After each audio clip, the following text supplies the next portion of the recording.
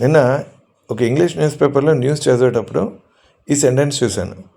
The robbers threatened the private security guard and other staff of the shop by brandishing pistols అని. అయితే ఏదైనా weapon చూపించి బెదిరించినప్పుడు generally ఈ బ్రాండిషింగ్ అనే వర్డ్ వాడుతూ ఉంటారు అనమాట. అంటే ద రాబర్స్ థ్రెటన్ అంటే బెదిరించడం, the private security guard and other staff of the shop by brandishing pistols. అంటే ఇట్స్ లైక్ ఏ జెస్చర్ అనమాట. మామూలుగా తుపాకీ పైకి చూపించటం, ఇలా ఊపటం కానీ ఎనీథింగ్ ఒక వెపన్ చూపించి బెదిరించినప్పుడు we can go with this అనమాట. So brandishing pistols or brandishing a knife ఇలా కూడా చెప్పొచ్చు. సో ఇదనమాట. మీలో ఎవరికైనా సీరియస్గా ఇంగ్లీష్ నేర్చుకోవాలనిపిస్తే స్క్రీన్ మీద కనబడుతున్న నా వాట్సాప్ నెంబర్కి పెయిడ్ కోర్స్ అని టైప్ చేసి మెసేజ్ చేయండి. ఒక్కసారి నా డెమో చూడండి.